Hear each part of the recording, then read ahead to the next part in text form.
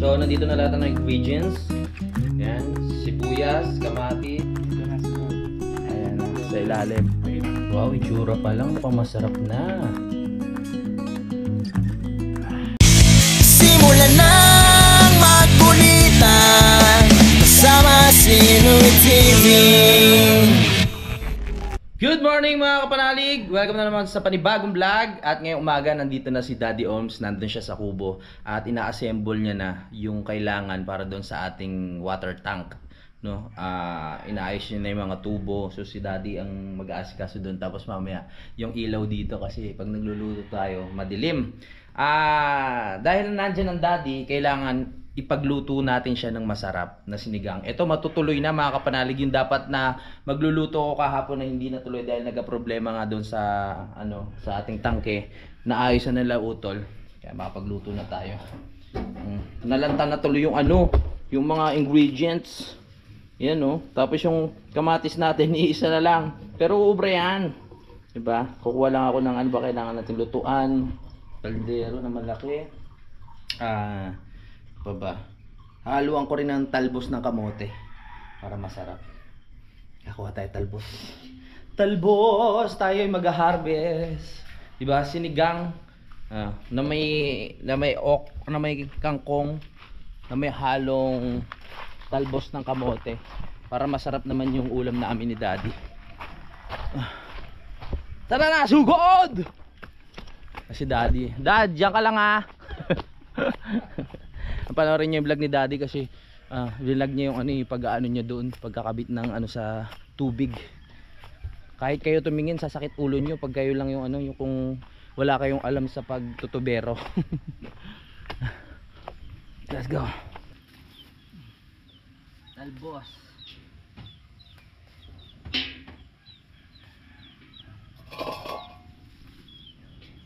Malamigan simoy ng hangin.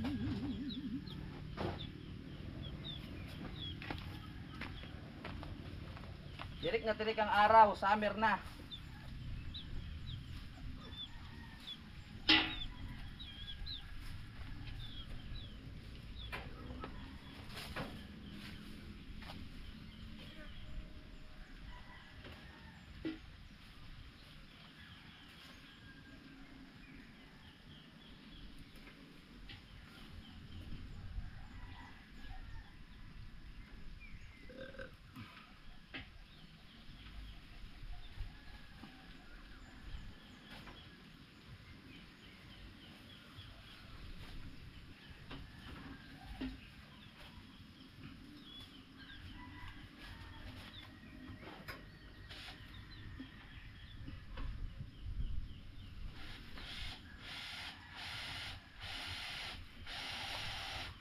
Yan, okay na to.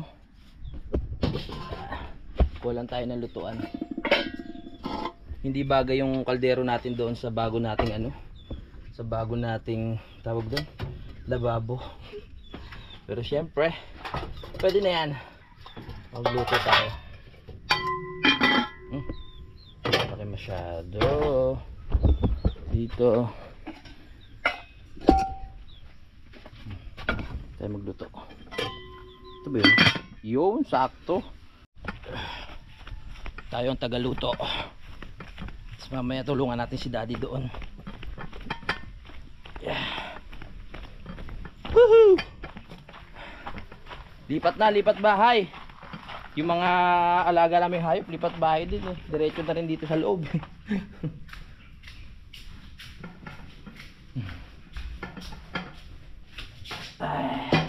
Ay, salamat, natuloy din. Natuloy din ang ating pinaplanong pagluluto. Okay na yan. Kamatis, isang piraso. Kung malapit lang yung daan dito, malamang makabili tayo agad ng mga kailangan na ingredients.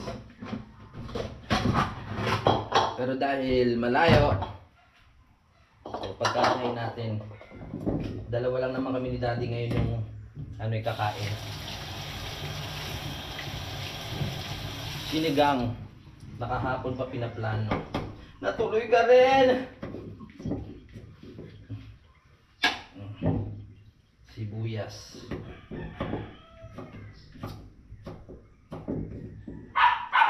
Tapos sibuyas.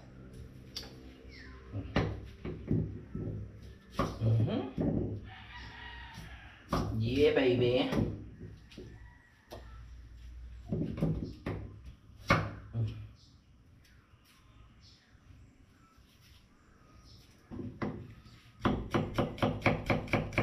Chef boy. Chef boy.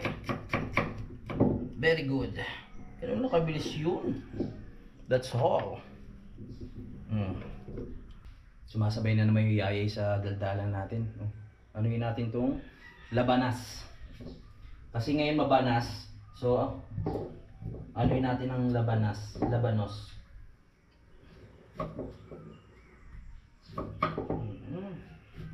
Ay, opo.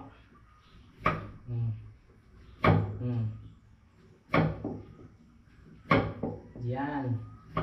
Sapat-sapat lang. May sitaw. Kala ko walang ano ceiling green eh. Buti meron. Meron pa tayo gabi sa umaga. Siyempre yung labanos. Lalahatin na rin natin yung labanos. Kasi wala namang paggagamitan. So, nandito na lahat ng ingredients. Yan. Sibuyas, kamatis, tawag dito labanos, sitaw, siling green, saka gabi. Gabi. Pwede na yan. Marami pang kulang. Pero, pwede na. Diba? At saka pala yung kangkong na may halong talbos ng kamote. Tingnan natin kung ano magiging lasa ng aking luto. Yeah. Pinakuluan ko na yung yung baboy. Kasi nag-yelo kanina. Wala pa tayong masyadong maayos na mga lagayan kaya medyo magulo pa. Ayun magulo pa. Ayusin pa natin. Maganda pag nagkaroon na tayo ng pinaka-cabinet dito at saka dito sa baba. Para yung mga kaldero na nandun lang sa ilalim. Magpapakulo na tayo ng tubig. Yan, para sa ating sinigang. Go! Hintayin na lang natin yan. Lagyan na natin ng sibuyas. Wow, ganda na tunog Siyempre, tipid sa tawag dun, kamatis. Hintayin lang natin ng 45 days bago lumambot yung ating baboy. Anong ginawang manok? 45 days. Inom muna tayo ng malamig na tubig.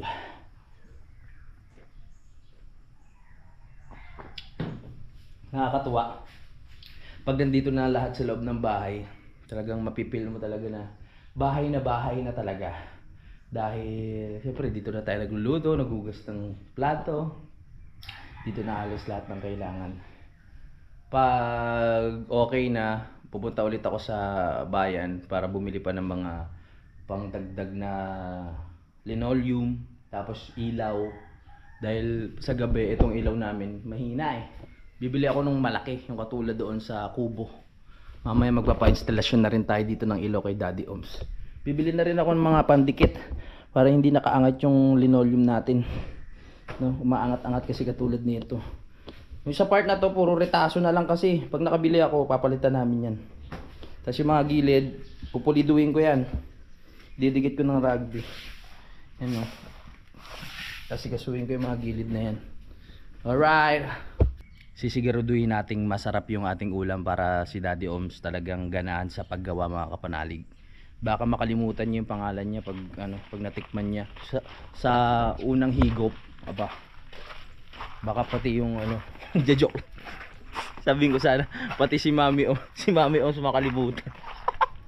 Joke lang. Dad, pasilip dyan lang ako dyan Pasilip ko lang sa inyo yung pahapyaw lang. Pero itong kabuuan mapapanood nyo to sa vlog ni Daddy Support natin si Daddy Oms. Dahil siya ang bumili ng mga yan. Babayaran na lang natin. Ang sabi ni Daddy madugo daw yan. Kaya titignan natin mamaya.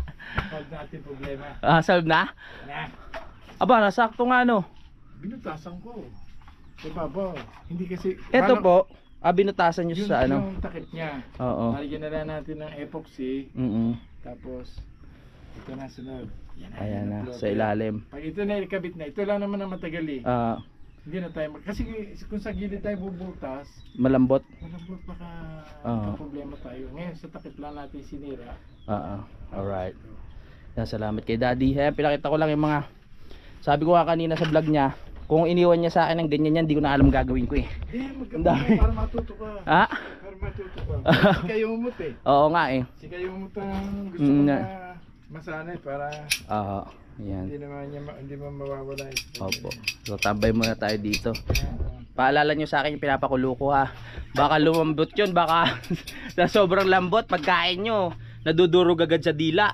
Pero yung iba, maraming matututuro. Tagal ako mag-isip noon eh. Kasi maraming kaya container. Hindi nila may kabit. Panoorin nyo sa vlog ni Daddy yung kung paano niya diniskarte yan. Pinatesting tayo ni Daddy nung ano, yung pampainit ng tubo. Nakakatakot kasi mainit pero madali lang naman. Oy, swimming na! Mamaya mag-swimming kami ni Daddy. Kahapon di na ulit nakapag-swimming kasi pagod na ako eh. Kakalkal dun sa campsite natin. Uy! Kumukulo! Alright. Siyempre gumamit tayo ng tawag dito, pot holder. Uy, grabe, kulong-kulo na oh. Alright. Lagay na natin yung yung bayboy para maluto na siya. Bayboy. Uy. Pwede na. Iniisip ko kanina, nagpapakulo ako, nandito na yung baboy. Pag ko wala ka pa pala. Pero okay lang yan para manuot yung lasa ng kamatis at sibuyas. Siya na yung pot holder ko. Galing to kay Ma'am Mayflower. Shout out sa iyo, Ma'am. Yan. Tapos balikan natin si Daddy. Pag malambot na yan, saka natin babalikan. Ligpit ko muna tong ginamit natin kahapon na pangluto para masaya. Gagamitin natin to sa banahaw. Tapos pag nandito na yung dalawa kong anak, magkakamping kami sa baba.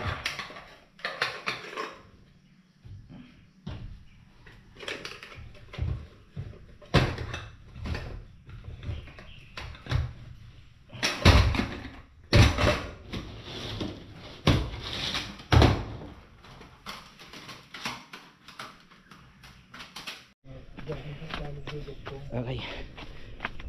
Kailangan ng extension. Tara. Kunin muna natin extension doon sa baba. Ako yung taga-kuha pag may kailangan si Daddy. Ganda ng araw. Feel na natin ang summer. Sarap sa pakiramdam. Sarap sa pakiramdam na yan nga, bago mag summer na kompleto na halos itong bahay. Nakuha na natin extension. Ito na yung extension. Bigyan na natin kay Daddy. Daddy, ito na extension. Diniligan ko na rin kanina yung ating progress. Tumutubo na ulit to. Nagkaka-green na ulit.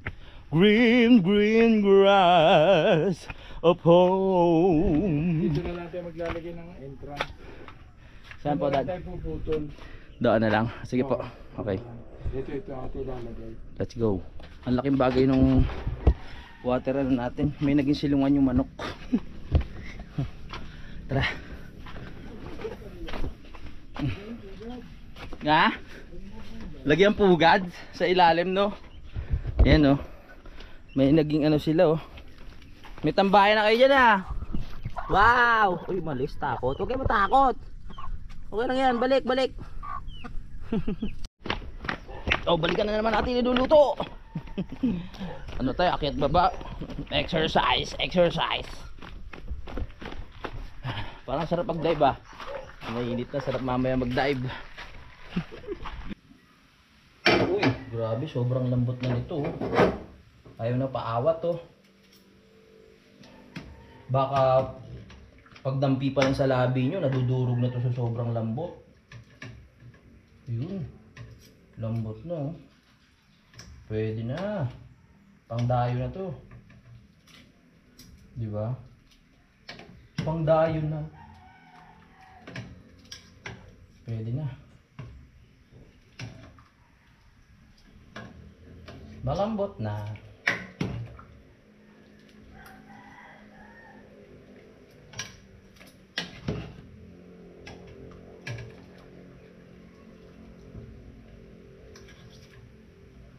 Ilagay na natin ang labanos.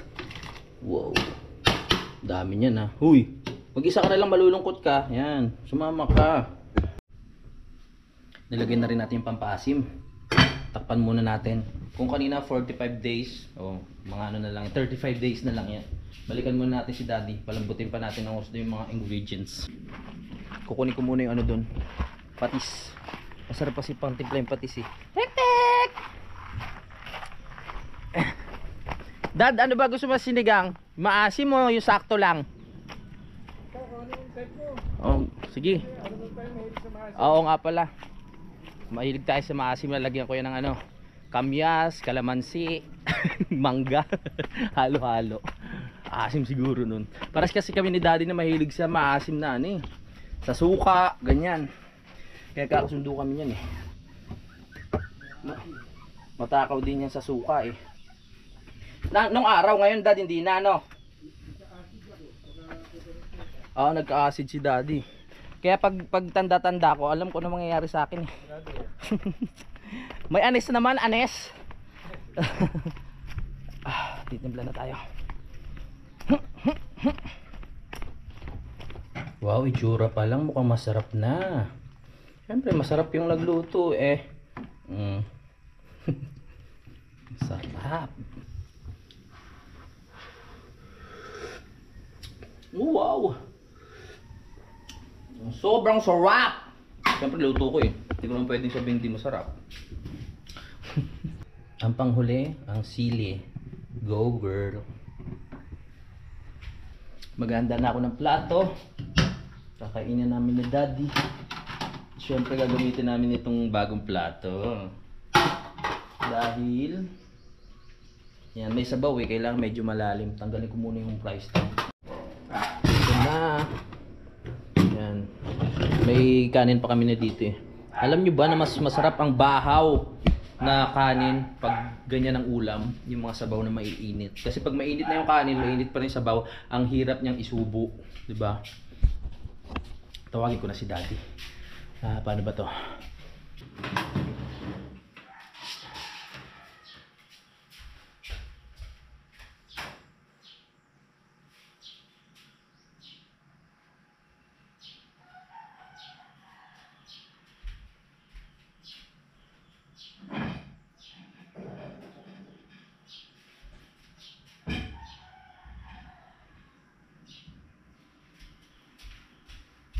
Siguradong magugustuhan to ni Daddy.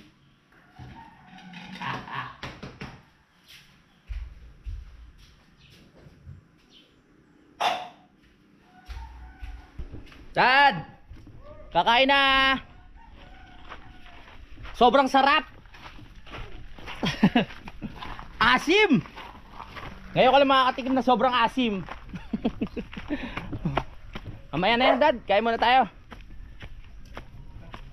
Naku po. Ano nakalimutan mo Dad?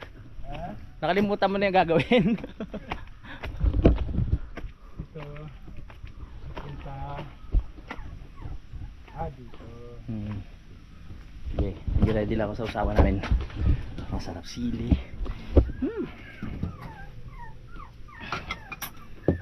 Sili.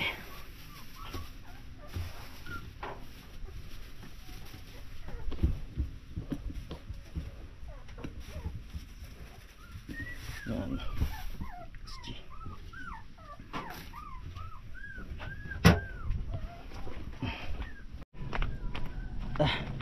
Kain muna tayo. Dito na tayo sa baba. Nakalimutan raw ni Daddy yung gagawin niya. Kakain muna. Baka gutom na si Daddy. Sabay lublob. Tanghaling tapat, sarap paligo. Mainit ang tubig. G.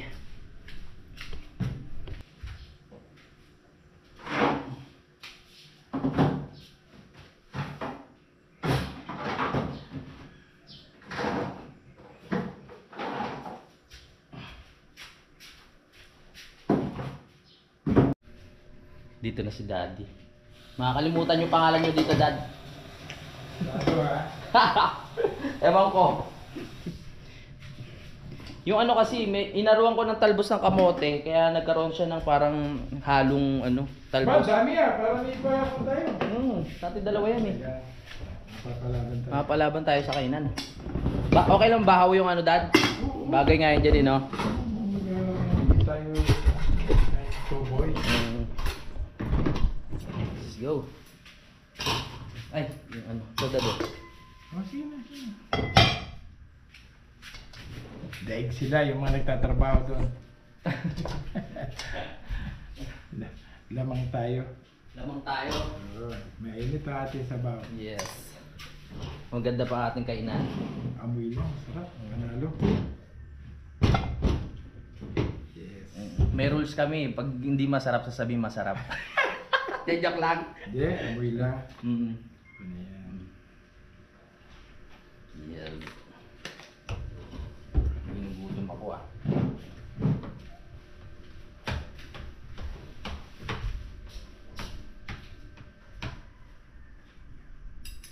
Kain po tayo, kain.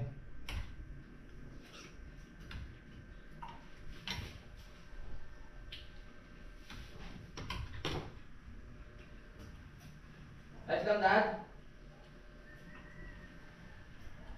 Sarap. Pagsalita. Hindi nga. Oo nga. Sarap, asim. Dati. Parang na-speechless ka, hindi ko alam kung masarap o ano eh. Sarap. Hindi ka napagsalita yan. Asim. Asim. Pwede kami ni Daddy sa maasim eh. Hanggang ngayon ba? Maano ka pa rin sa maasim kahit pa paano, Dad? Oo. Lalo pa yung sa suka. Mm-mm. Hindi naman, hindi sasakatan dyan. Naku po. Kasabana dyan. Dad, ulam ha. Oh yeah.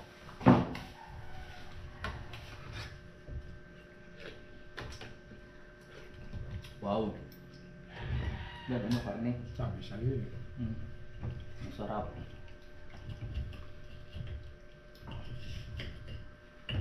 Patis. Sarap kumain dito. Ang ano, ang peaceful.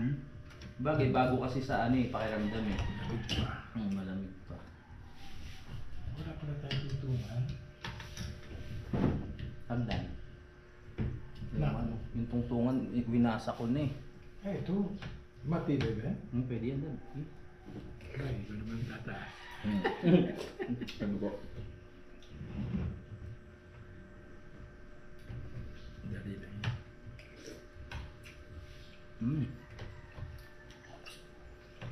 Ang sawap. Ang three-way natin pagko na pang-kwarto na. Hindi po.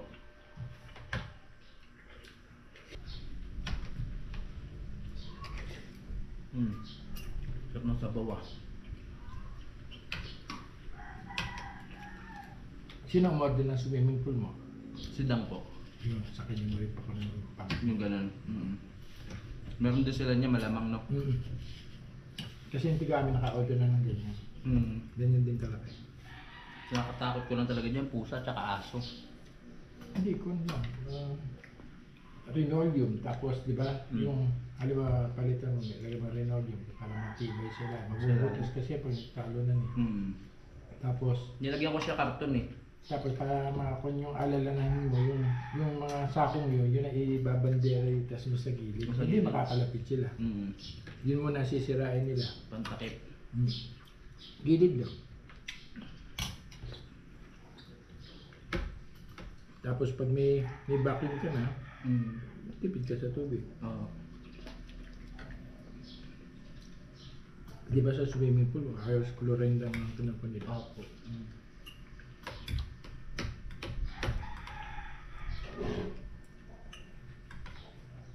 Kaya naman kain na da. Kain dalawa lang. Busin natin yan.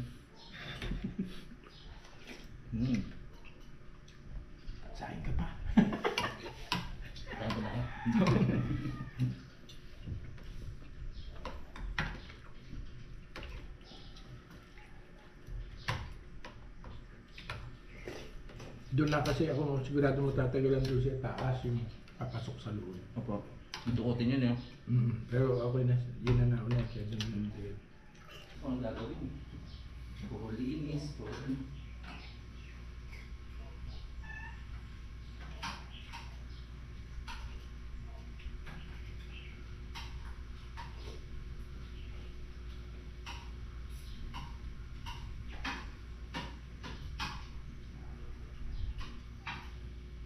Dapat kahapon pa yan eh.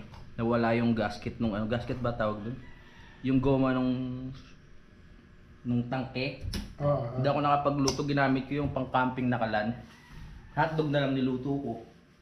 Kesa sinigang. Kaya mo nakita ang goma. Ano, mayroon yung sa isang kalang kinuha nila utol nung gabi. Meron pala doon. Yung nakalagay sa tangke. Kasi dapat pag ako titiyan mo kung siya sumasama doon sa gasol. Oo nga eh.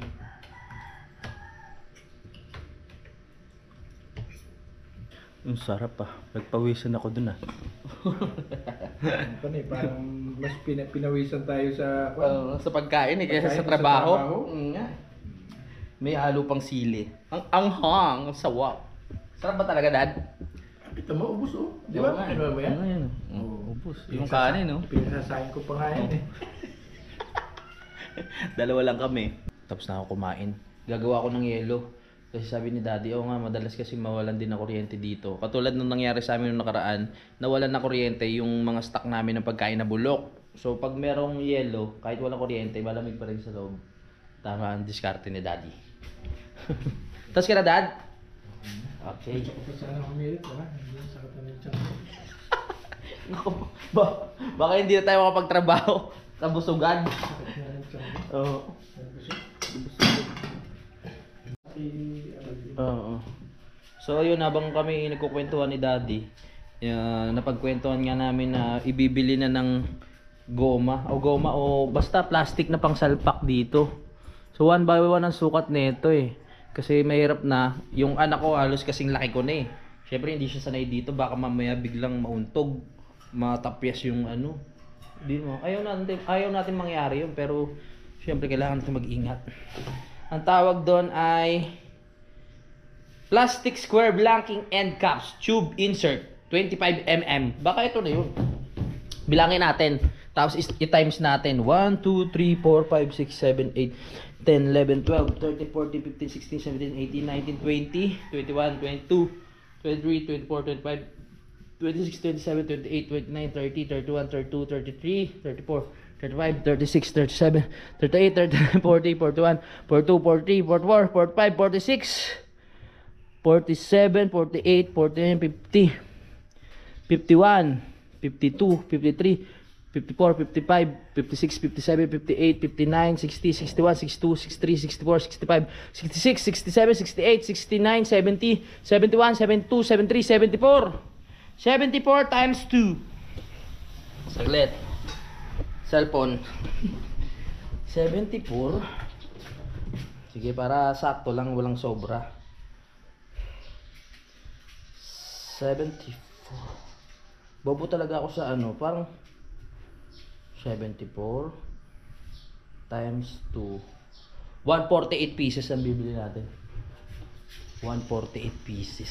Ilang piraso ba yung ina-order? Palagay naman kayo ng piraso. Oo nga no. Oo nga no. 55 pesos. Ano yun? 20 pieces. Oh. Ano sabi ko? 74 pieces. 100 pa. Tatlo. Tatlong 55. Tama. 25 pieces, hindi. Ay, 20 pieces eh.